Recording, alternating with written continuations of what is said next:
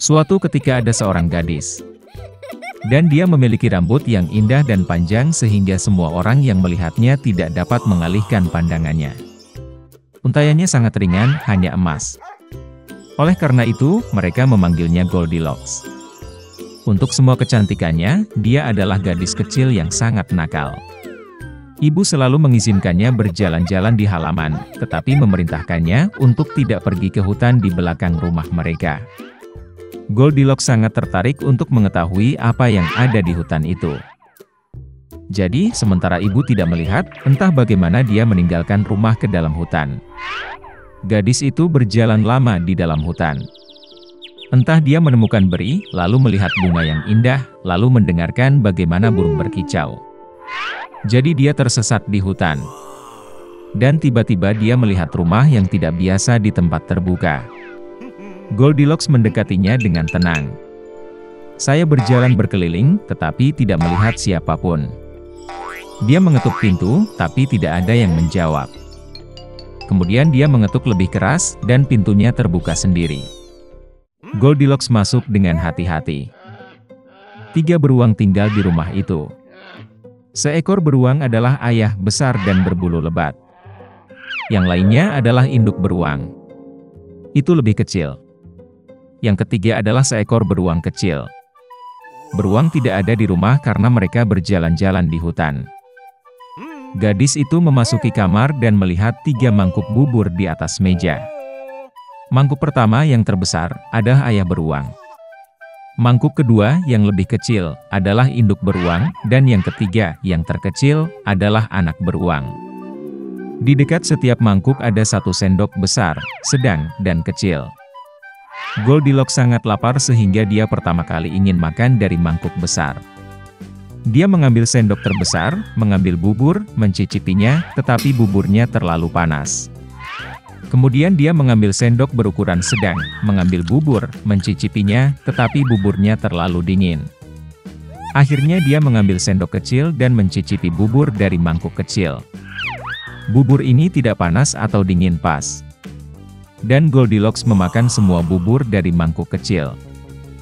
Setelah makan, gadis itu ingin duduk, dan melihat 3 kursi di dekat kompor, 1 besar, yang lain lebih kecil, dan yang ketiga, sangat kecil, dengan bantal merah kecil. Pertama, dia mencoba naik ke kursi terbesar, tetapi tidak bisa. Kemudian gadis itu mencoba duduk di kursi tengah, tetapi sangat keras dan tidak nyaman. Akhirnya dia duduk di kursi terkecil, dan kursi itu tepat untuknya. Goldilocks sangat menyukai kursi itu sehingga dia mulai mengayunkannya. Kursi itu retak, patah, dan dia jatuh ke lantai. Gadis itu bangkit dan pergi ke ruangan lain. Ada 3 tempat tidur besar, sedang, dan kecil. Pertama, Goldilocks naik ke ranjang pertama, tetapi ranjang itu terlalu tinggi dan keras. Saya berbaring di bagian tengah, terlalu luas dan lembut. Gadis itu berbaring di ranjang ketiga yang terkecil. Dia tepat untuknya. Goldilocks merasa sangat nyaman dan nyaman sehingga dia segera tertidur. Gadis itu tertidur lelap ketika keluarga beruang kembali ke rumah. Beruang menjadi sangat lapar dan segera pergi ke meja. Melihat mangkuknya, Papa Bear sangat marah. Seseorang sedang memakan buburku. Dia menggeram. Ibu beruang juga melihat ke dalam mangkuknya dan menggeram pelan. Seseorang juga makan dari mangkukku. Dan anak beruang melihat mangkuk kosongnya, berteriak keras, seseorang tidak hanya makan dari mangkukku, dia memakan semua buburku. Beruang itu mencium ada sesuatu yang tidak beres, meninggalkan meja, dan mulai melihat sekeliling. Ayah beruang memperhatikan bahwa seseorang memindahkan kursinya dan menggeram dengan suara yang mengerikan, seseorang sedang duduk di kursiku. Ibu beruang melihat kursinya dan mengeluh, seseorang sedang duduk di kursiku dan memindahkannya dari tempatnya. Dan kemudian, beruang itu melihat kursinya yang rusak dan sekali lagi berteriak dengan keras, seseorang tidak hanya duduk di kursiku, tapi juga mematahkannya. Ketiga beruang itu dengan hati-hati masuk ke kamar tidur. Seseorang sedang berbaring di tempat tidurku dan meremasnya. Papa Bear meraung dengan suara yang mengerikan. Dan seseorang juga berbaring di tempat tidurku dan meremasnya, geram ibu beruang. Teddy Bear melihat ke tempat tidurnya dan berteriak lagi, "Seseorang sedang berbaring di tempat tidurku." Dan kemudian dia melihat gadis itu dan menjerit dengan suara pelan, dan masih tidur di dalam dia. Ayah dan ibu beruang pergi ke tempat tidur dan melihat bahwa seorang gadis kecil sedang tidur di sana. Goldilocks terbangun dari jeritan anak beruang, dan sangat ketakutan. Ada 3 beruang di depannya. Dia langsung melompat keluar rumah, dan berlari kemanapun matanya memandang, tanpa melihat ke belakang.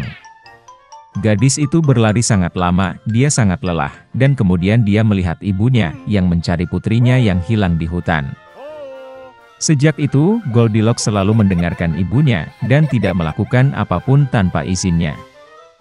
Dia menjadi gadis yang sangat penurut, baik dan baik. Seorang putri tinggal di kastil mewah. Dia baru berusia 14 tahun, tapi dia sangat manja dan murung. Suatu kali dia menemukan sesuatu untuk bulan April yang akan datang, dan ada bunga musim semi di pesta tahun baru. Dia mengeluarkan keputusan di mana dia mengumumkan awal musim semi, dan berjanji untuk dengan murah hati memberi hadiah kepada orang yang membawa tetesan salju ke istana. Di sebuah rumah kecil di pinggiran kota tinggal seorang ibu tiri bersama putri dan putri tirinya. Putri tiri adalah gadis yang sangat manis dan baik hati, dan namanya Masha. Ibu tiri dan putrinya sangat malas dan marah, dan dengan segala cara mereka menyakiti gadis malang itu. Mereka benar-benar ingin menerima hadiah yang dijanjikan oleh sang putri, tetapi mereka tidak dapat memikirkan di mana mendapatkan tetesan salju di musim dingin. Wanita tua itu memutuskan untuk mengirim Masha ke hutan untuk membawakan mereka bunga musim semi. Putri tiri mulai memohon kepada ibu tirinya untuk mengasihani dia, karena di luar gelap dan dingin. Dan jenis tetesan salju apa yang bisa ada di musim dingin? Tapi wanita tua yang rakus itu tidak mau mendengar apapun.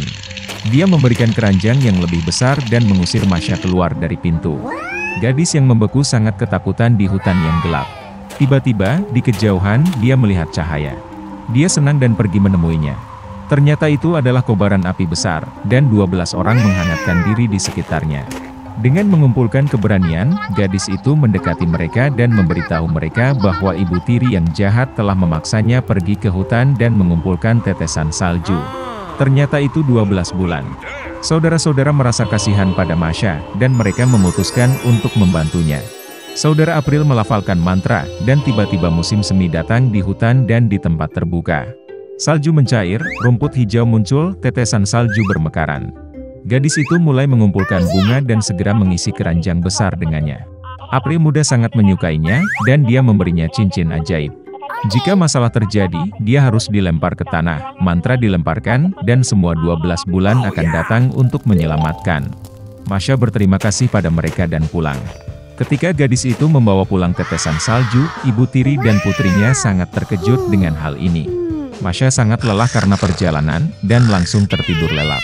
Kakak tirinya curiga ada yang tidak beres. Saat gadis itu tidur, dia menemukan cincin ajaibnya, dan membawanya ke dirinya sendiri. Setelah bangun, putri tiri menemukan kehilangannya. Dia mulai memohon untuk mengembalikan cincin itu, tetapi ibu tiri dan putrinya tidak mau mendengar apapun. Mengambil sekeranjang tetesan salju, mereka bergegas ke istana kerajaan. Ada pohon tahun baru yang dihias dengan indah di istana. Tetapi perayaan yang akan datang sama sekali tidak menyenangkan putri yang berubah-ubah. Dan hanya ketika ibu tiri dan putrinya membawakannya sekeranjang tetesan salju, sang putri mengubah amarahnya menjadi belas kasihan. Ibu tiri tidak dapat menjawab dengan jelas dari mana bunga itu berasal, dan dia harus mengakui bahwa putri tirinya telah mengumpulkannya. Sang putri segera memutuskan untuk pergi ke padang rumput dengan tetesan salju. Dalam perjalanan, dia memandangi Masha yang malang, sehingga dia akan menunjukkan padanya tempat dia memetik bunga. Gadis itu berkata dia akan menunjukkannya, tetapi hanya jika cincin itu dikembalikan padanya. Dari sikap kurang ajar tersebut, sang putri marah dan membuang cincin itu. Tapi putri tiri berhasil membaca mantra. Segera angin kencang bertiup, guntur bergemuruh, dedaunan jatuh dan salju mulai turun. Orang tua Januari muncul di hadapan mereka. Dia mengundang semua orang untuk membuat satu keinginan. Karena takut, sang putri ingin berada di istana secepat mungkin. Masha membuat harapan bahwa semuanya akan kembali ke tempatnya pada waktunya. Musim dingin, di musim dingin. Musim panas, di musim panas. Ibu tiri dan putrinya begitu beku sehingga mereka menginginkan mantel bulu dari bulu apapun, bahkan dari seekor anjing. Mengatakan ini, wanita ratu segera berubah menjadi anjing. Mereka diikat ke kereta luncur di mana sang putri akan pergi ke istana. Masha berterima kasih kepada saudara-saudara atas bantuan mereka. Mereka berjanji untuk mengubah ibu tiri dan putrinya kembali menjadi manusia, tetapi hanya jika mereka patuh. Berbulan-bulan memberi gadis itu kereta luncur besar yang indah, yang diikat oleh kuda lincah. Melihat mereka, sang putri meminta tumpangan ke istana. Ini adalah pertama kalinya dalam hidupnya sang putri mengucapkan kata tolong. Dan Masha dengan senang hati setuju.